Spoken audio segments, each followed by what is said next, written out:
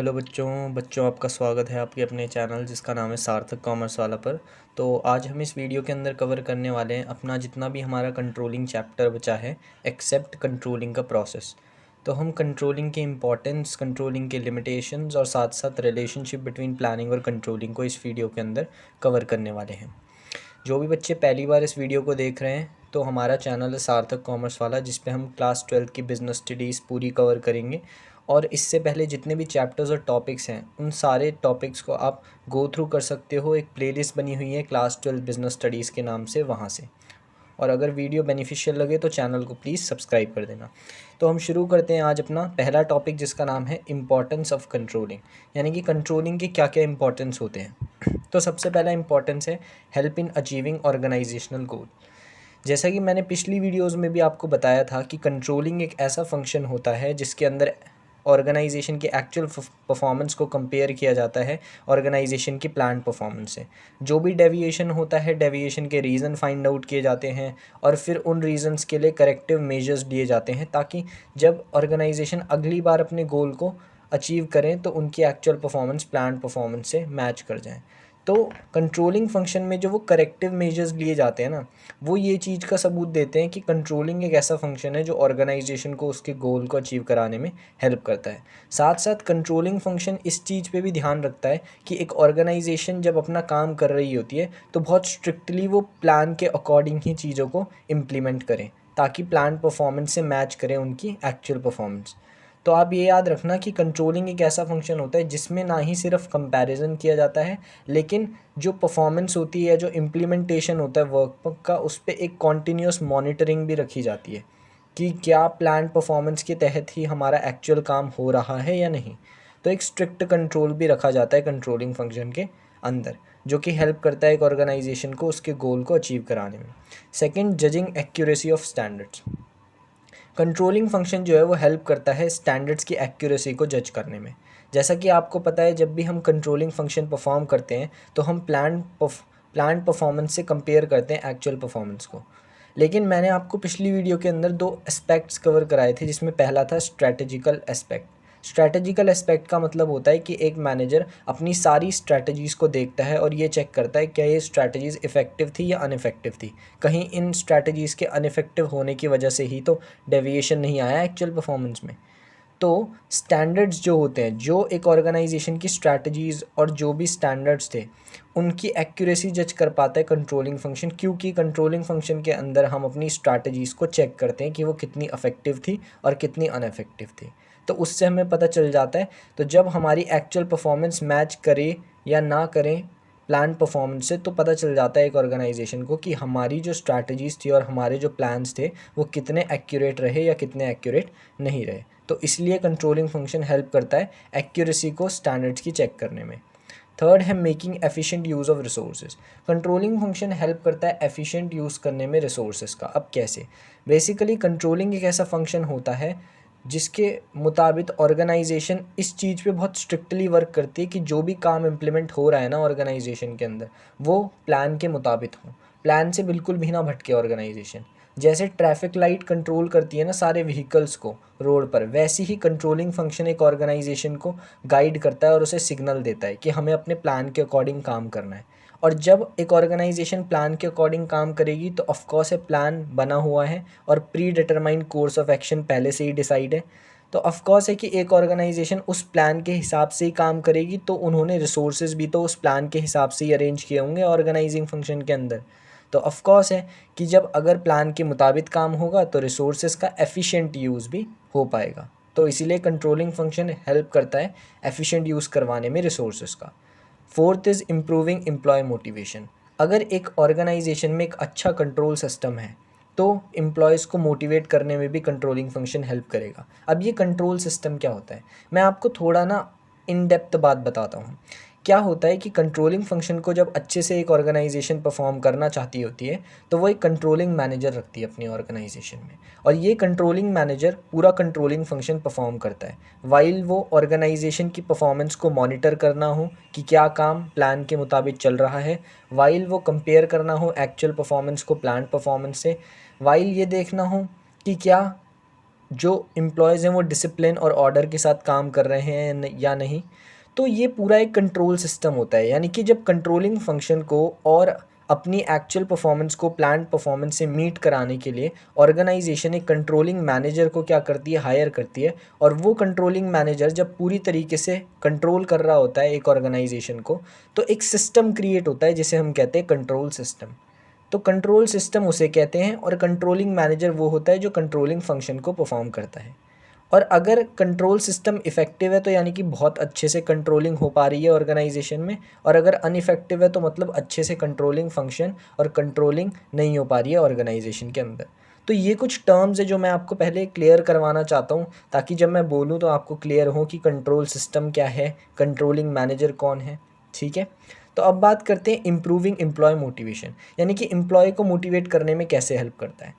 तो अभी जैसा मैंने बताया था कि अगर एक ऑर्गेनाइजेशन में अच्छा कंट्रोल सिस्टम होता है, तो जो कंट्रोलिंग मैनेजर होता है ना, वो सारे एम्प्लॉयज़ से जाके अच्छे से कम्युनिकेट करता है कि उन्हें क्या करना है, कैसे काम करना है, जिससे ऑर्गेनाइजेशन अपने गोल को अचीव कर सके। और साथ ही साथ वो एम्प्लॉय को ये बताने में भी हेल्प करता है कि तुम कैसे अपनी इंडिविजुअल परफॉर्मेंस को इम्प्रूव कर सकते हो और अपना जो परफॉर्मेंस अप्रेजल है वो इंक्रीज़ कर सकते हो। विच मीन्स एक अच्छे कंट्रोल सिस्टम के अंदर एक कंट्रोलिंग मैनेजर या सुपीरियर अपने सबॉर्डिनेट से बहुत अच्छी तरीके से हर चीज़ को कम्युनिकेट करता है, और साथ ही साथ वो एम्प्लॉयज़ की प्रॉब्लम को सॉल्व करने में भी हेल्प करता है। तो जब एम्प्लॉयज़ अपने सुपीरियर का ऐसा बिहेवियर देखते हैं जहाँ पे वो उनको मोटिवेट भी कर रहा है और उनकी टेक केयर भी कर रहा है, और साथ ही साथ वो उनके साथ कम्युनिकेट कर रहा है, एक ओपन कम्युनिकेशन उन्हें प्रोवाइड कर रहा है, तो एम्प्लॉय क्या होते हैं, काफ़ी मोटिवेट हो जाते हैं। इसीलिए कंट्रोलिंग सिस्टम इम्प्रूव करता है एम्प्लॉय के मोटिवेशन को। Fifth is ensure order and discipline. अब कंट्रोलिंग सिस्टम में ऑर्गेनाइजेशन का अगर कंट्रोल सिस्टम बहुत इफ़ेक्टिव है, अच्छा चल रहा है, हर चीज़ सिस्टमैटिकली चल रही है, तो एक इफ़ेक्टिव कंट्रोल सिस्टम ऑर्गेनाइजेशन में एक अच्छा ऑर्डर और डिसिप्लिन मेंटेन करके रखता है। बेसिकली अगर मैं एक इन डेप्थ आपको टॉपिक बताऊं तो दो तरीके से कंट्रोल किया जाता है। एक होता है शार्प कंट्रोल, एक होता है स्ट्रिक्ट कंट्रोल। ये जो शार्प कंट्रोल होता है, शार्प कंट्रोल के अंदर एम्प्लॉयज़ की डिसऑनेस्टी और उनके फ्रॉड पे नज़र रखी जाती है। और स्ट्रिक्ट कंट्रोल का मतलब है कि जब एम्प्लॉयज़ के काम पे ध्यान दिया जाए कि क्या वो अपना हर फंक्शन अच्छे से परफॉर्म कर रहे हैं या नहीं। तो इसके लिए ऑर्गेनाइजेशन में सीसीटीवी कैमरास का भी यूज़ किया जाता है, ताकि हर एम्प्लॉय पे नज़र रखी जा सके कि वो अपना फंक्शन अच्छे से परफॉर्म कर रहा है या नहीं। तो जब स्ट्रिक्ट और शार्प कंट्रोल का एक ऑर्गेनाइजेशन इम्प्लीमेंटेशन करेगी, तो ऑफ कोर्स है कि ऑर्डर और डिसिप्लिन तो बहुत अच्छा मेंटेन होगा, जिससे ऑर्गेनाइजेशन अपनी प्लान परफॉर्मेंस को अचीव कर लेगी। ठीक है, और सिक्स्थ है controlling helps in minimising error. Controlling function जो है वो एरर को मिनिमाइज़ करने में भी बहुत ज़्यादा बेनिफिशियल होता है। क्यों? आपको पता है कि अगर एक ऑर्गेनाइजेशन में माइनर माइनर एरर्स आ रहे हैं तो वो इतना ज़्यादा हार्म नहीं करेंगे ऑर्गेनाइजेशन को। लेकिन अगर वो एरर्स रिपीटिशन में हो रहे हैं, यानी कि बार बार रिपीट हो रहे हैं, तो ऑफ कोर्स एक अच्छा कंट्रोल सिस्टम उन माइनर एरर्स का भी सल्यूशन ढूंढने में ज़्यादा इंटरेस्टेड होगा। और साथ साथ मिनिमाइज़ ऐसे करता है कंट्रोलिंग फंक्शन, क्योंकि आप जानते हो कंट्रोलिंग फंक्शन का मतलब सिर्फ ये नहीं होता कि एक्चुअल परफॉर्मेंस को प्लान परफॉर्मेंस से कंपेयर कर देना, उसके बाद डेविएशन ढूंढना, डेविएशन क्यों आया इसका रीज़न ढूंढना, और उस रीज़न्स के बेसिस पे करेक्टिव मेजर्स को भी फाइंड आउट करना, ताकि अगली बार से ये गलती ना हो जो इस बार हुई है। तो इसीलिए कंट्रोलिंग फंक्शन हेल्प करता है मिनिमाइज़ करने में एरर्स। तो अब आ जाते हैं हम अपने सेकंड टॉपिक पे, जिसका नाम है लिमिटेशन ऑफ कंट्रोलिंग। अब जनरली क्या है, लिमिटेशन ऑफ कंट्रोलिंग आपको बहुत कम बुक्स में देखने को मिलेगा ये टॉपिक, लेकिन मैं क्योंकि मेहनत कर रहा हूँ बहुत ज़्यादा आपके लिए, आप बच्चों के लिए, और मैं चाहता हूँ कि कोई भी चीज़ आपकी ना छूटे, तो इसलिए हर टॉपिक आपके लिए A to Z लेके आ रहा हूँ। अब मैं आपको एक चीज़ बताता हूँ कि ज़्यादातर क्या है, स्कूलों में चलती है पूनम गांधी की बुक, तो उसमें आपको ये लिमिटेशंस देखने को नहीं मिलेंगी। लेकिन अगर आपके पास कोई भी बच्चे वो जानते होंगे जिनके पास संदीप गर्ग की बुक है, उसमें लिमिटेशंस ऑफ कंट्रोलिंग पहले से ही दिए गए हैं। तो अगर अभी भी कोई बुक बच्चा नहीं ख़रीदना चाहता है, तो वो डिपेंड करता है कि वो कौन सी ख़रीदना चाहता है, क्योंकि संदीप गर्ग जो है उसमें लैंग्वेज बहुत ही ज़्यादा क्या है, अप टू द पॉइंट है, और पूनम गांधी में थोड़ी इलेबोरेट करके दे रखा है, लेकिन काफ़ी ईजी लैंग्वेज है, इसलिए ज़्यादातर टीचर्स पूनम गांधी को प्रेफर करते हैं। बाकी वो आपकी मर्ज़ी है, और बाकी मैं लिमिटेशंस आपको यहाँ तो समझा ही रहा हूँ, तो आपकी मर्ज़ी है वो कि आप कौन सी बुक लोगे। ठीक है, तो लिमिटेशंस ऑफ कंट्रोलिंग की बात करते हैं तो सबसे पहला लिमिटेशन है difficulty in setting quantitative standards. यानी कि एक ऑर्गेनाइजेशन के अंदर एक कंट्रोल सिस्टम जो होता है उसे काफ़ी प्रॉब्लम होती है डील करने में क्वांटिटेटिव स्टैंडर्ड्स के साथ। ये कंट्रोलिंग का एक लिमिटेशन है। यानी कि एक ऑर्गेनाइजेशन में जब एक कंट्रोल सिस्टम चल रहा होता है तो वो डील नहीं कर पाता है ईजिली क्वांटिटेटिव स्टैंडर्ड्स के साथ, और साथ में काफ़ी डिफ़िकल्टी होती है क्वांटिटेटिव स्टैंडर्ड को सेट करने में। ठीक है, अब यहाँ पे क्यों दिक्कत होती है, एग्जाम्पल से समझो कि किसी भी एम्प्लॉय की मोटिवेशन को आप क्वांटिटेटिव स्टैंडर्ड में कन्वर्ट कर सकते हो, नहीं कर सकते। यानी कि कुछ ऐसे एस्पेक्ट्स हैं जिनको हम क्वांटिटेटिव स्टैंडर्ड में काफ़ी मुश्किल होता है क्या करना, फॉर्म करना, तो सेट नहीं कर सकते आप उन चीज़ों के क्वांटिटेटिव स्टैंडर्ड। सो इसलिए कंट्रोल सिस्टम को थोड़ी मुश्किल होती है डील करने में क्वांटिटेटिव स्टैंडर्ड्स के साथ। सेकंड आता है little control on external affairs. आपने एक बिजनेस एनवायरनमेंट नाम का चैप्टर पढ़ा था, उसमें आपने पढ़े थे एक्सटर्नल फैक्टर्स, इंटरनल फैक्टर्स। तो एक कंट्रोल सिस्टम जो होता है ऑर्गेनाइजेशन के अंदर वो काफ़ी अच्छे से क्या कर लेता है, हैंडल कर लेता है इंटरनल अफेयर्स को, या आप कह सकते हो इंटरनल फैक्टर्स को। लेकिन कंट्रोलिंग फंक्शन की एक लिमिटेशन है कि एक कंट्रोल सिस्टम ना ईजिली डील नहीं कर पाता अपने एक्सटर्नल फैक्टर्स के साथ, क्योंकि जब एक्सटर्नल फैक्टर्स अफेक्ट करते हैं बिजनेस को तो वहाँ पे एक अच्छा कंट्रोल सिस्टम भी अपनी परफॉर्मेंस को प्लान परफॉर्मेंस के हिसाब से चला नहीं पाता जैसा वो चलाना चाहता है। और वो कहीं ना कहीं आप कह सकते हो कि सिंपल समझने वाली बात भी है, क्योंकि एक्सटर्नल फैक्टर्स जो होते हैं वो कभी बता के तो आते नहीं हैं, कभी भी कुछ भी चेंज हो सकता है। तो एक कंट्रोल सिस्टम जो है उसे काफ़ी प्रॉब्लम होती है डील करने में, किसके साथ, एक एक्सटर्नल फैक्टर्स के साथ। थर्ड पॉइंट है रेजिस्टेंस फ्रॉम एम्प्लॉयज़। अब ये रेजिस्टेंस किससे करते हैं एम्प्लॉयज़, तो मैंने जैसा कि अभी बताया था आपको इम्पोर्टेंस में कि एक कंट्रोल सिस्टम ना दो तरीके के कंट्रोल होते हैं, शार्प कंट्रोल और स्ट्रिक्ट कंट्रोल। तो अगर एक ऑर्गेनाइजेशन स्ट्रिक्ट कंट्रोल को बहुत ज़्यादा फॉलो करती है ना, तो उस स्ट्रिक्ट कंट्रोल सिस्टम को ना एम्प्लॉयज़ रेजिस्ट करते हैं। क्यों? क्योंकि अब आप खुद ही सोचो, अब मतलब आप घर पे पढ़ रहे हो, आपके मम्मी पापा ने आपके ऊपर भी कैमरा लगा दिया आपकी हर एक्टिविटी पे, तो आप थोड़ा डर डर के काम नहीं करोगे, नर्वसनेस के साथ काम नहीं करोगे, यानी कि खुल के काम नहीं कर पाओगे। तो जब एम्प्लॉयज़ पे हर जगह नज़रें रखी जाने लगती है ना, तो वो इस चीज़ को बिल्कुल पसंद नहीं करते, और कहीं ना कहीं उनकी 100% प्रोडक्टिविटी भी नहीं आ पाती। अब हर जगह उन पे कैमरा लगा दिया गया है according to strict control system, तो इसीलिए एम्प्लॉयज़ रेजिस्ट करते हैं एक स्ट्रिक्ट कंट्रोल सिस्टम को। और fourth is costly affair. Controlling एक बहुत ही कॉस्टली फंक्शन होता है परफॉर्म करना, क्योंकि इसमें इवैल्यूएशन की जाती है एक्चुअल परफॉर्मेंस की, प्लान परफॉर्मेंस से। उस इवैल्यूएशन में काफ़ी ज़्यादा कॉस्ट लगती है, और साथ ही साथ एक्सपर्ट्स भी हायर करने पड़ते हैं। और अगर आप एक पूरे कंट्रोल सिस्टम की बात करो तो कंट्रोल सिस्टम को मेंटेन करने के लिए भी बहुत ज़्यादा कॉस्ट लगती है। तो इसीलिए कंट्रोलिंग की चौथी लिमिटेशन ये है कि एक कॉस्टली अफेयर है और साथ साथ लेंदी प्रोसेस भी होता है। ठीक है, इसके बाद हम बात करते हैं अपने तीसरे टॉपिक जिसका नाम है relationship between planning and controlling. Very important topic. Planning और कंट्रोलिंग के बीच में क्या क्या रिलेशन होते हैं उनके बारे में बात करेंगे।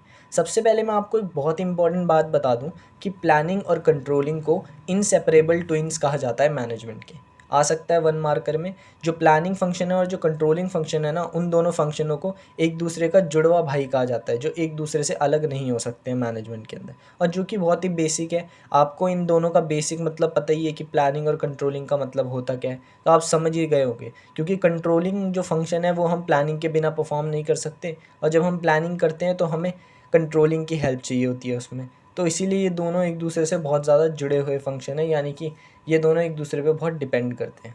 ठीक है, अब बात करते हैं क्या रिलेशन होते हैं प्लानिंग और कंट्रोलिंग फंक्शन के अंदर। सबसे पहला पॉइंट है नेचर एंड कॉन्सेप्ट, जिसमें ज़्यादा कुछ नहीं है, सिर्फ ये बताया कि प्लानिंग का नेचर कैसा है और प्लानिंग क्या होता है, और कंट्रोलिंग का नेचर क्या है और कंट्रोलिंग का कॉन्सेप्ट क्या है। तो आपको पता ही है कि प्लानिंग बेसिकली एक ऐसा फंक्शन है जिसमें एक ऑर्गेनाइजेशन ये डिसाइड करती है व्हाट टू डू, क्या करना है, हाउ टू डू, कैसे करना है, और व्हेन टू डू, कब तक करना है। और प्लानिंग के अंदर बेसिकली क्या किया जाता है, प्लानिंग के अंदर एक ऑर्गेनाइजेशन प्लान बनाती है, ठीक है, ताकि उसके बेहाफ पे अपने गोल को अचीव कर सकें। वहीं कंट्रोलिंग फंक्शन का भी कॉन्सेप्ट आपने अभी रिसेंटली पढ़ा है, जो मैंने वीडियोस डाली हैं। कंट्रोलिंग का मतलब होता है एक ऐसा फंक्शन जिसमें ऑर्गेनाइजेशन की परफॉर्मेंस को कॉन्टीन्यूसली मॉनिटर किया जाता है, और जब परफॉर्मेंस पूरी तरीके से परफॉर्म कर ली जाती है ऑर्गेनाइजेशन द्वारा, तो उसके बाद एक्चुअल परफॉर्मेंस को प्लान परफॉर्मेंस से कंपेयर किया जाता है। अगर कोई भी अंतर यानी कि डेविएशन है तो उस डेविएशन का रीज़न फाइंड आउट किया जाता है और उस रीज़न के बेस पे करेक्टिव मेजर्स की लिस्ट बनाई जाती है कि क्या क्या ऐसे मेजर्स हैं जो हम ले सकते हैं ताकि अगली बार से डेविएशन ना आए हमारी एक्चुअल परफॉर्मेंस में। सेकेंड पॉइंट है हमारा planning and controlling are interdependent and interlinked, which means planning और कंट्रोलिंग दो ऐसे फंक्शन हैं जो इंटरडिपेंडेंट हैं और इंटरलिंक्ड हैं, यानी कि एक दूसरे से क्या हैं, इंटरलिंक्ड हैं। ठीक है, हालांकि ये दिखते ऐसे हैं कि दोनों सेपरेट फंक्शन है, जो कि ये हैं भी, लेकिन एक्चुअली में ये दोनों पे बहुत ज़्यादा क्या है, एक दूसरे पे डिपेंडेंट है और एक दूसरे से काफ़ी लिंक्ड है। अब सबसे पहले बात करते हैं कि कंट्रोलिंग फंक्शन किस प्रकार से डिपेंड करता है प्लानिंग पे। तो जब हमें कंट्रोलिंग फंक्शन के अंदर अपनी परफॉर्मेंस को, एक्चुअल परफॉर्मेंस को मेजर करना होता है, तो हमें जो स्टैंडर्ड मिलता है या जो प्लान परफॉर्मेंस होती है वो हमें कौन देता है, प्लानिंग फंक्शन।